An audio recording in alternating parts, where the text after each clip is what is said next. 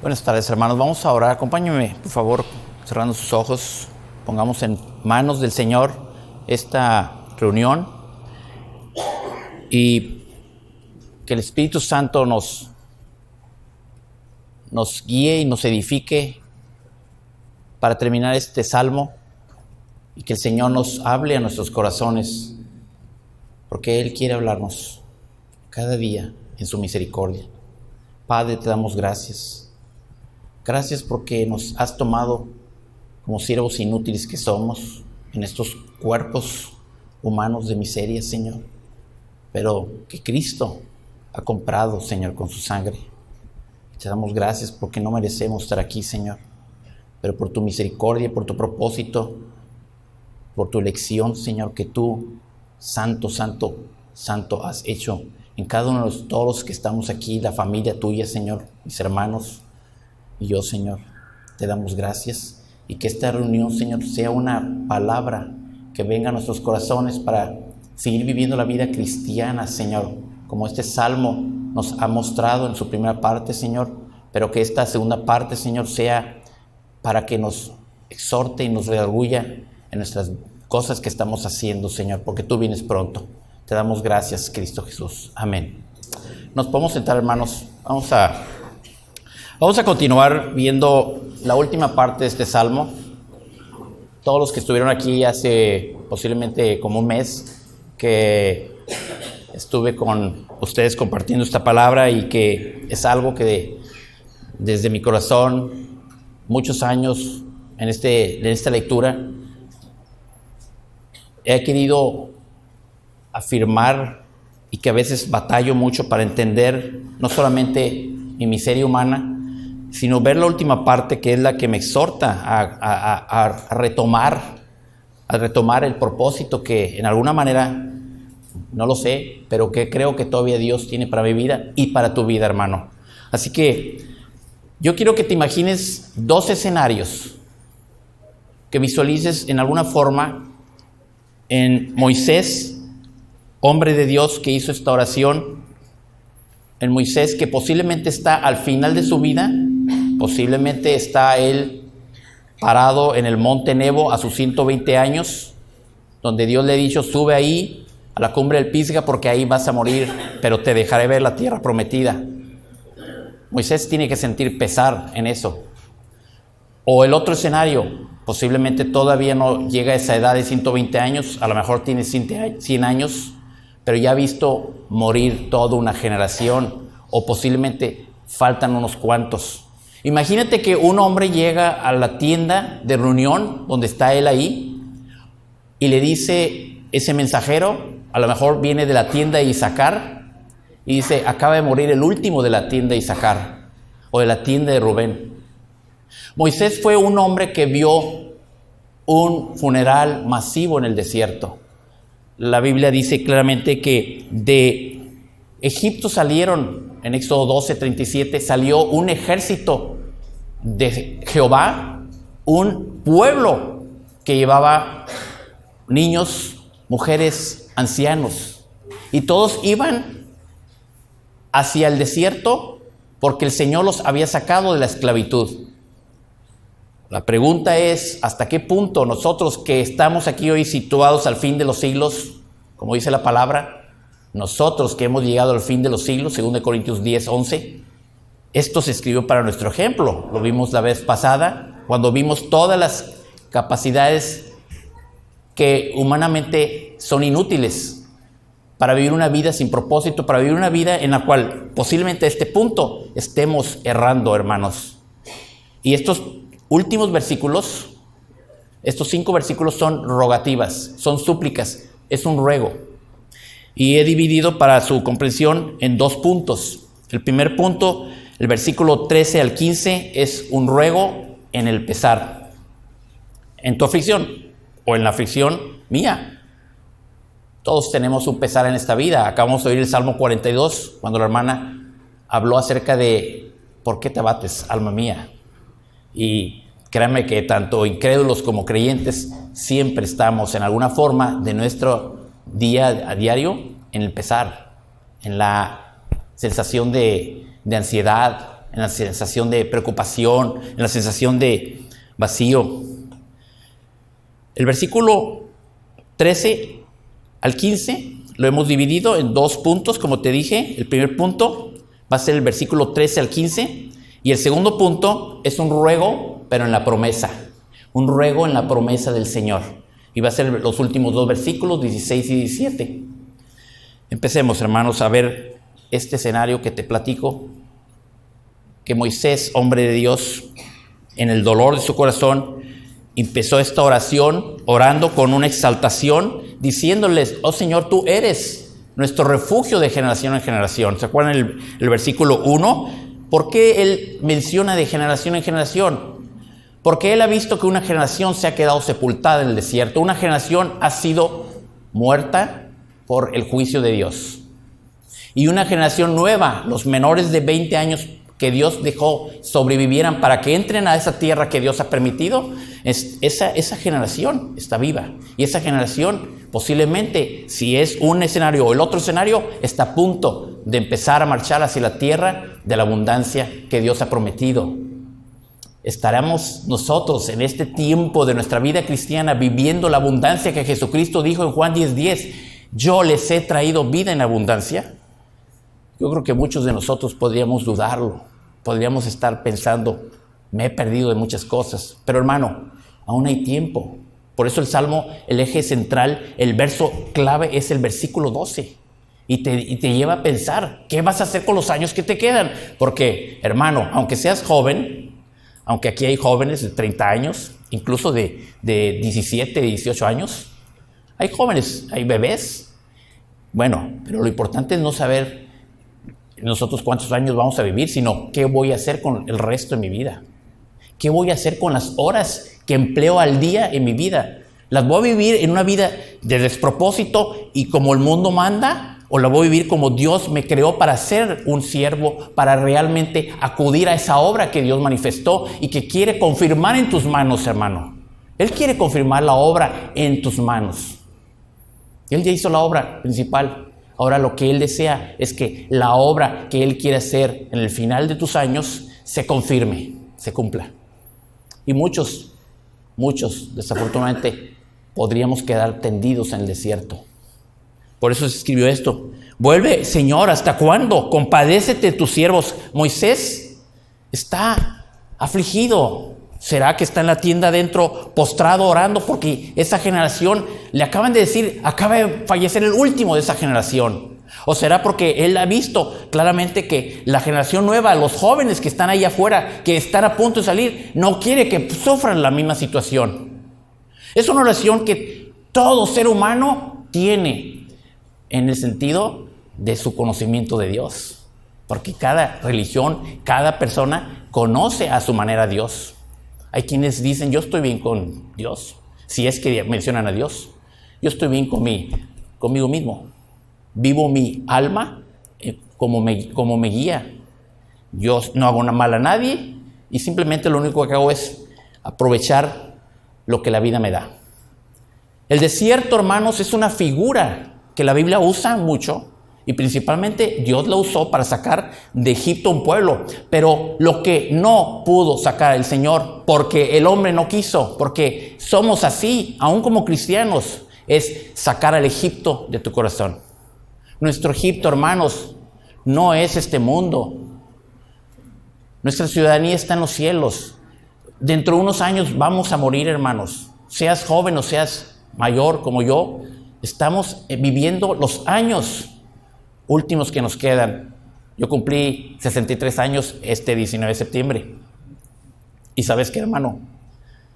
No los cumplí, los descumplí. Se restaron a mí el tiempo de mi vida que me queda. Y eso lo estoy guardando en mi corazón para que cada hora, cada instante que estoy viviendo desde hace unos meses, en este grupo que se ha formado de predicadores, de gente que está en un proyecto de que el pastor nos ha llamado al llamado de servir a Dios con ese propósito, y me encanta ser el más viejo de ese grupo. Me encanta más el ver jóvenes, como están aquí muchos de ellos, y poder en alguna manera aprender de ellos. El desierto es un proceso en el desarrollo de mi carácter y del tuyo. Es el proceso en que nos lleva a la santidad de un cristiano que tiene que aprender a sufrir, hermano. El desierto es duro. Muchos eruditos o gente del mundo dice, no es posible que una cantidad de 1,5 millones, 2 millones hayan vivido en el desierto de estas condiciones. Pero lo que no creen es los milagros que Dios hizo para subsistirlos y sustentarlos durante esos 40 años. Hermano, Dios te ha sustentado hasta este día. Te ha traído a Cristo, te ha traído en una redención que fue costosa. ¿Cómo vas a vivir la vida? Cristo quiere que la vivas en abundancia. La realidad es que muchos de nosotros no disfrutamos la vida abundante. Vivimos en pleitos, en contiendas, en celos, en envidias, en amarguras, en rivalidades. Nos estamos viendo los defectos de cada cosa. Cómo habló, cómo dijo, cómo esto. Cuando que lo que necesitamos ver más profundamente es nuestro corazón. Pero Dios lo ve, hermanos.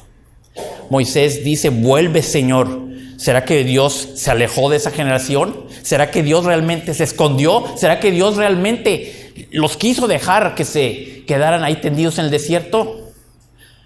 Oseas capítulo 14, versículo 1 al 2, dice la palabra de Dios, vuelve, oh Israel. Es la palabra que el Señor nos habla. Vuélvete a mí, cristiano. Vuélvete en el sentido de que mi Hijo pagó por ti algo muy costoso. Vuelve, oh Israel, al Señor tu Dios, pues has tropezado a causa de tu iniquidad. Tomad con vosotros palabras y volveos al Señor. Decidle, quita toda iniquidad y acéptanos bondadosamente. Decidle al Señor. La palabra Oseas está diciendo, porque Oseas fue un siervo sufriente. Lo que hizo Dios en su vida, no te lo voy a narrar esta tarde por falta de tiempo, pero fue terrible. Le puso de esposa a una ramera para simplemente ilustrar lo que él sentía en su matrimonio con Israel. Pero Israel no entendió. Y dice Oseas que podamos nosotros presentar el fruto de nuestros labios. ¿Sabes qué pasó al final de esto? Dice claramente en el capítulo 7 de Oseas, versículo 8 al 10, dice, Israel es como una torta cocida de un solo lado. Es una torta volteada. ¿Somos esos, hermanos? Una torta se cose de los dos lados para que esté bien, ¿verdad? Pero a veces habemos cristianos de un solo lado. Les llaman cristianos sancochados. Son cristianos que nada más están hechos a un pequeño hervor, pero no soportan las pruebas, no soportan las cosas que vienen en la vida, que son la verdadera vida cristiana. Los desafíos cuando tienes que enfrentarte a tu prójimo que en una forma u otra, siendo cristiano, lo aborreces. No lo amas. Y dices que amas al Señor, pero como dice ahí en 2 Juan, ¿cómo es posible que no ames al que tienes enfrente? Y a mí me dices que me amas y no me ves. Nos falta amar al prójimo. Y el prójimo no solamente somos nosotros, hermano, como familia de Dios, también es allá afuera, a los incrédulos. El testimonio que podemos darle nosotros de aún con sus pecados y con todas sus inmundicias, aceptarlos y amarles para que quizás escapen del lazo en que están cautivos por el diablo. El siervo del Señor así debe ser, como dice en 2 Timoteo 2:21, amable, pacífico, paciente, como dijo el pastor hoy en la mañana. La paciencia es la que nos genera en esa prueba capacidad de poder crecer en este desierto que es el mundo. John Owen, un predicador puritano que en su tiempo fue uno de los teólogos más prolíficos al lado de Jonathan Edwards, escribió muchos libros. Uno de ellos fue La mortificación del pecado. ¿Cómo tenemos que mortificar cada día el pecado en nuestras vidas? Somos cristianos y seguimos pecando. Oseas dice, estos son como una torta volteada, una torta cocida a un solo lado. Sus enemigos le minan las fuerzas, pero él ni cuenta se da. Su pelo se ha encanecido, pero él ni cuenta se da. Así podemos vivir muchos años, o los que sean. Y nos está minando. ¿Qué enemigos son? Nuestras envidias, nuestros enojos, nuestras iras que practicamos, nuestras cosas que todavía guardamos, como dice aquí en el Salmo, en el versículo 7, porque hemos sido consumidos con tu ira y por tu furor hemos sido conturbados. Has puesto nuestras iniquidades delante de ti, nuestros pecados secretos a la luz de tu presencia. Tal vez no lo vemos aquí como hermanos, venimos muy contentos y muy limpios, pero ¿sabes qué? Dios está viendo cuáles son las iniquidades que estamos batallando y por eso el desierto es necesario. Nosotros tenemos que entender que estas cosas están encubiertas y que con John Owen, en uno de sus tratados que se llama La Tentación, él habló acerca de lo que se llama la paz de conciencia. Hermano, escucha esto. John Owen dice que hay una regla infalible. Si el corazón del creyente siente satisfacción, su mente está en paz, su espíritu está calmo, pero se ha vuelto apático, negligente.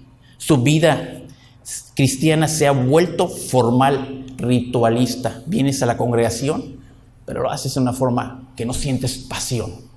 No solamente pasión por lo que es una alabanza como la que hoy tuvimos, sino la coinonía, la comunión de ver a tus hermanos, que es tu verdadera familia en la fe. Disfrutar de esa comunión es lo que Juan decía. Todo lo que vimos, palpamos y sentimos ante Él, es lo que queremos que ustedes tengan, esa comunión. Tenemos que empezar a amarnos nosotros primeramente como familia, para que aprendiendo de este amor podamos amar también a los incrédulos, a los que están perdidos. Por eso nos convertimos, por eso nos evangelizamos, por eso no hacemos muchas cosas. John Owen dice que estas iniquidades son pecados secretos a los ojos del Señor, que los ve. El orgullo, el egoísmo, la envidia, los celos, las contiendas, los rencores, las rencillas, las amarguras. La misma mundanalidad, hermanos, se está metiendo a la iglesia como nunca en la historia del mundo. En el mundo del mundo cristiano. Y sabes que lentamente se infiltra y tienes paz. Estás tranquilo, ¿verdad? Pero esa paz es falsa. Y esa paz va a cobrar sus réditos, porque es una obra del Satanás, una obra del diablo. Pedro dice claramente que el cristiano que va en ese camino es una espiral que lo lleva a un estado peor que el primero. Su estado final, postrero, es peor. Yo quiero exhortarte esta tarde, en este versículo 13, a que examinemos nuestro corazón, a que lo escudriñemos verdaderamente en arrepentimiento, si hemos estado practicando todo eso. Yo lo he practicado. Y si yo lo he practicado y yo creo que yo he caído en esos mismos vicios, es tiempo de que mis últimos años empiece a contar los años con la sabiduría de Dios. Vamos a pasar al versículo 14, dentro de este mismo punto, que es un ruego en el pesar, de lo que es el pesar del cristiano. El primer punto, que el primer versículo nos ayudó a como Moisés está ahí en esa tienda, o ahí en el monte, meditando y confesando, porque Moisés también falló, y por eso no pasó a la tierra prometida. Su pecado de golpear con la vara la roca y no darle la gloria a Dios, le evitó eso. Increíble, un hombre que 40 años en Egipto y que fue sacado por una circunstancia que Dios permitió, un asesinato, hacia un desierto de Madián, donde Moisés finalmente encuentra en esa zarza el Señor, se le aparece, como se te apareció a ti y a mí. Y después de esos 40 años de Madián, lo lleva el Señor a sacar a su pueblo. Dios quiso sacar a Egipto del corazón, por eso lo sacó de Egipto. Sacarlo era una cosa, de la esclavitud, pero que Dios nos saque del Egipto que todavía tenemos en nuestra... Eso es la labor que está haciendo Él. Tenemos que acudir a Él. No que Él vuelva, sino yo volver a Él. ¿Se acuerdan de Lucas 17:11? Cuando estaban los leprosos ahí, enfrente del Señor Jesús. ¿Qué pasó? El Señor Jesús vio que 10 leprosos se sanaron y se fueron todos hacia el sacerdote, pero uno se volvió corriendo y se postró a los pies. Eso es lo que tenemos que hacer, hermano. y dijo, ¿dónde están nosotros? ¿Será que el Señor en la iglesia hoy en día ve mucho eso? Muchos cristianos en las cuales la palabra dice en Apocalipsis, ¿verdad?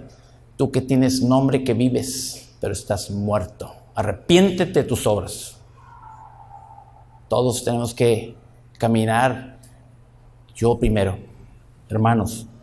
Eso nos hace meditar ese versículo, pero el versículo que sigue, el versículo 14, sácianos por la mañana con tu misericordia y cantaremos con gozo y nos alegraremos todos nuestros días. Es una dirección hacia el arrepentimiento, hacia la restauración. Aquí empieza a cambiar de color esta oración. Aquí empieza a haber un estímulo, aquí empieza a haber una esperanza. Pero 700 años, 800 años después de este asunto del desierto, habría otro juicio. Y otro hombre de Dios, Jeremías, estaría en las calles de Jerusalén, ahí tendido, llorando, lamentándose. Y escribió un libro que se llama Lamentaciones. ¿Sabes cuál es el libro favorito de los cristianos? Lamentaciones. Vivimos lamentándonos de muchas cosas. Parece que nos encanta estar diciendo, ¿por qué me pasó esto, Señor? ¿Dónde te fuiste? ¿Por qué me dejaste? Y no rectificamos el camino. Pero ¿sabes qué? Lamentarnos en la amargura no cura. El profeta Jeremías, en el capítulo 3, versículo 39 al 40 de Lamentaciones, escribió, ¿por qué se queja el ser viviente? Sea valiente frente a sus pecados. ¿Ves lo que nos pide el Señor? Seamos valientes. ¿Y qué dice? Examinemos nuestros caminos y escudriñémoslos y volvámonos. Yo no quiero pasar ya la vida diciéndole, ¿por qué te vas, Señor? Yo soy el que me estoy yendo. Volvámonos, hermanos. El Salmo 90, versículo 12, nos dice que aprovechemos bien el tiempo, contando los días con la sabiduría. Por eso dice, ahí hay una gramática que dice, enséñanos a contar de tal modo nuestros días. Ese de tal modo, esa conjunción entre lo que es el verbo, enséñanos, ¿verdad? Contar, ¿verdad? Es de modo, de tal modo. ¿Sabes cuál es el tal modo? Esto, la palabra. Esa es la sabiduría de Dios, capítulo 8 de Proverbios. La sabiduría estaba ahí al principio del mundo. Cristo estaba creando el mundo con la palabra de Dios. Esa es la sabiduría que tenemos que llenarnos más que de televisión, más que de fútbol, más que de las mundanalidades que nos están absorbiendo, hermanos. Por eso mucha gente en la iglesia va a la congregación. Aquí tengo una hermana que estoy orando por ella, que tiene domingos que vengo y no la veo. Y un día le hablé y me dice, es que nos tocó tocada en otro lugar, y nos tocó por allá, y nos tocó por allá. Seguramente el día del Señor, ¿verdad?, ha resultado un poco más monótono que las tocadas, o lo que sea. No le damos el tiempo al día del Señor, el domingo, ¿verdad? El día en que Cristo Jesús nos mostró la gloriosa resurrección. Hermanos, debemos de saciarnos por la mañana. Yo te voy a decir una cosa. He hecho esto en mi vida una regla. No me pienso levantar en la cama después de las 6 de la mañana. Y mi esposa ahí está sentada. Y todo el mundo sabe, que me conoce, desde el pastor que me conoció en el año 2000, cuando el Señor me rescató, que todos los días de mi vida me he levantado o a las 4 o a las 5 de la mañana. ¿Sabes a qué? A orar. Yo, pecador, inútil, defectuoso, corrompido todavía en muchas cosas. ¿Cómo voy a estar durmiendo? Tengo que levantarme a orar, aunque sea un tiempo. Es una disciplina y lo tengo que hacer en estos días que he estado meditando en esto. A veces me levanto a las 3 de la mañana y después digo, ¿cómo duro el día? Pues me duermo a las 9 de la noche, a veces. Así llego a la casa, me tiro. Pero ya no veo tele. Se acabó la tele. Aprovecho más el tiempo. Porque mis días ya no son muchos como los de Cristian o de Pablo, de que, por favor, sería una tontería estar pensando que todavía me falta un poco más de tiempo, ¿verdad? No me quiero quedar postrado en el desierto, hermano. Yo quiero vivir mi vida hasta el último día en el evangelismo, en el ministerio, en lo que pueda servir al Señor. Y aún todavía tengo que ir a Querétaro, trabajar y venir aquí y ando corriendo para todas las cosas. ¿Por qué? Porque esto es lo que me estoy esforzando. Por eso me necesito saciar por las mañanas temprano. ¿Con qué? Con la misericordia de Dios.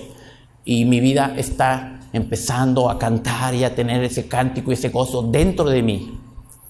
Yo te invito a que lo hagas, hermano. Vale la pena. Porque la misericordia en hebreo viene la palabra entraña. Y esa palabra es el amor entrañable que una madre tiene para un bebé, ¿sí? Es el que Cristo tenía en sus entrañas por el pueblo cuando lo estaban crucificando ahí en la cruz. Versículo 15. Alégranos conforme a los días que nos afligiste y los años que vimos adversidad. Esto es un tema que nos duele, hablar de sufrimiento, hablar precisamente de las cosas que realmente nos duelen. Las adversidades, las circunstancias que nos crean dolor. Hermanos, la marca del cristiano es sufrir. Fíjate lo que dice la palabra Filipenses 1:29, porque a ustedes les ha sido concedido no solo creer en Él, sino que sufran por Él. Hechos 14:22, es necesario que a través de muchas tribulaciones entremos en el reino de Dios. Segundo Timoteo 2:3, tú sufres penalidades conmigo como buen soldado de Cristo Jesús. Segundo Timoteo 3:12, en verdad todos los que quieran vivir piadosamente. Allá hay muchos hermanos en el mundo, en todos lados, los puedes ver por la televisión, que no están viviendo piadosamente. Están viviendo conforme a las concupiscencias de muchos pastores, que no son pastores, sino son falsas ovejas vestidas de lobos rapaces. Pero eso estaba escrito. El apóstol Pablo lo dijo claramente, que vendrán muchos lobos rapaces para arrastrar, si es posible, a los elegidos. Por esa razón es necesario vivir piadosamente, conforme a la palabra. La palabra, 1 Corintios 15, dice claramente, conforme a las Escrituras, Cristo vino y fue crucificado y muerto por nuestros pecados y resucitó el tercer día. Katastas es la traducción del griego, conforme a las Escrituras. Si no es conforme a las Escrituras, no es nada. Sola Escritura, hermanos. Es lo que tenemos que agradecer a Dios por tener este lugar donde nos reunimos, por tener un pastor que nos predica la palabra, katastas, conforme a las Escrituras.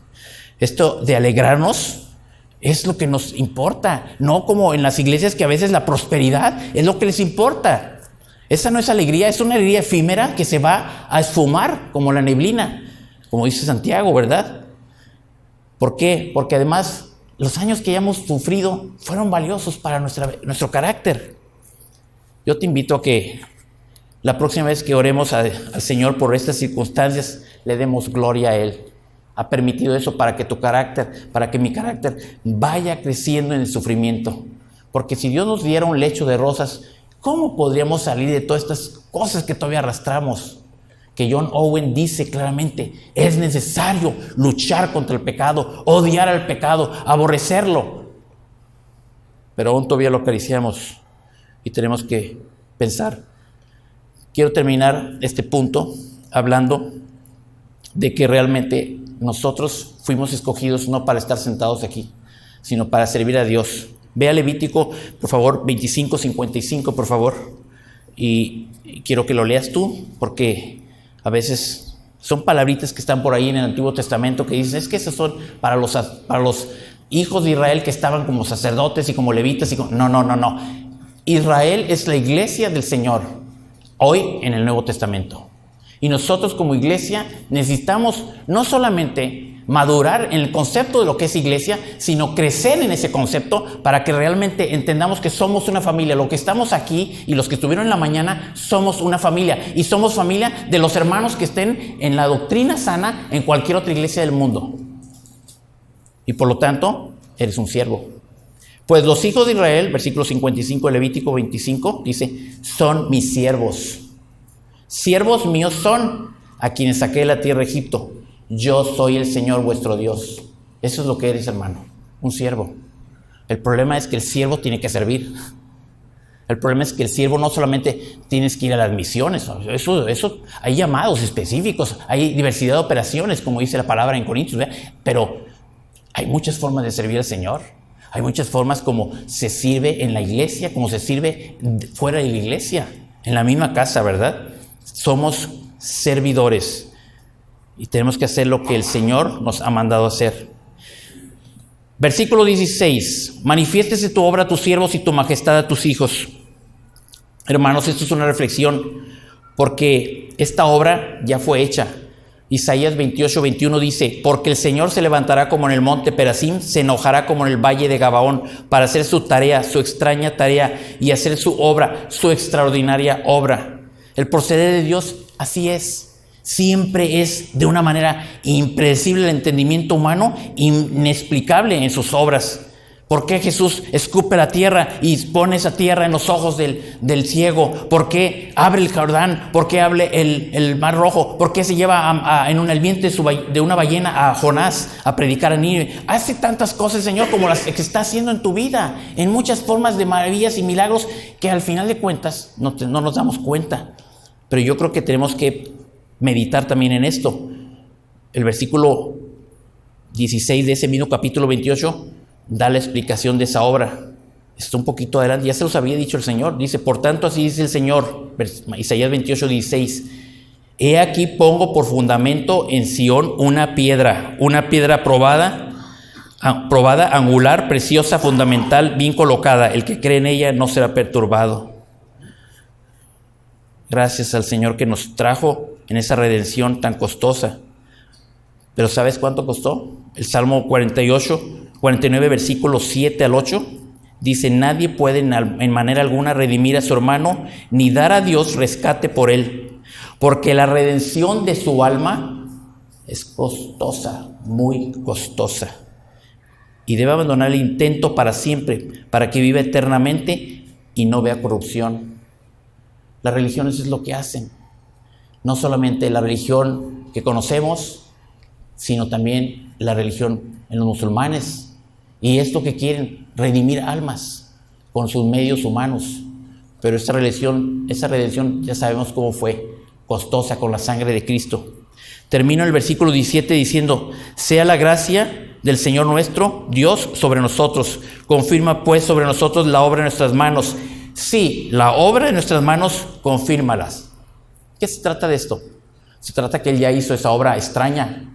Trajo a Cristo, trajo a su Hijo encarnado en un ser humano y se humilló hasta lo sumo como siervo para ir a muerte de cruz. Todas esas cosas son muy largas de explicar en estos segundos que nos quedan, pero yo lo que te quiero decir es lo siguiente, de acuerdo al versículo 12. Usar el tiempo es lo que cuenta. 1 Timoteo capítulo 4, versículo 13 nos dice: entre tanto que llego, dice el Señor, ocúpate en la lectura de las Escrituras, en la enseñanza y en la exhortación. Y tenemos que hacerlo no nada más aquí, o como estamos aquí, en nuestra casa, con nuestros hijos, con nuestros parientes, con nuestros familiares, con nuestros vecinos.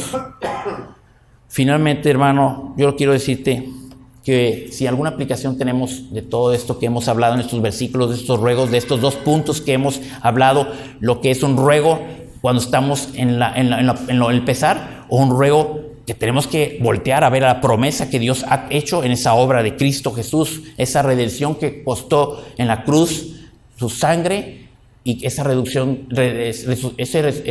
resurrección tan gloriosa que nos ha dado para tener la esperanza que cuando terminen estos años vamos a ir con Él. Porque para esto vivió Cristo, para que ninguno viva para sí mismo y tampoco ninguno muera para sí mismo, para que los que viven ya no vivan para sí mismos, sino para aquel que murió y resucitó por ellos. Hermanos, pongamos esto en nuestro corazón y guardémoslo con mucha devoción y temor en el Señor. Vamos a orar. Señor, te damos gracias. Estas palabras que tú pusiste en tu siervo Moisés son para nosotros, para que podamos guardarlas. Tú dijiste: vayan a todos los confines del mundo a ser discípulos y enséñenle todo lo que les he dicho y que lo guarden en su corazón. Señor, alguien nos habló del Evangelio. La luz vino a nuestras vidas por tu gracia, Señor, y tu obra resplandeció. Y ahora la tenemos aquí, Señor. ¿Y qué hacemos, Señor? Sino decirte: confirma en nosotros que estamos aquí la obra en nuestras manos, Señor. Ayúdanos, Padre. Te damos gracias por Cristo. Gracias por esa redención. Gracias porque, Señor, esto fue escrito para nuestro ejemplo, a los que estamos aquí hasta el fin de los siglos. Y te damos gracias en este día, por este tiempo. Amén.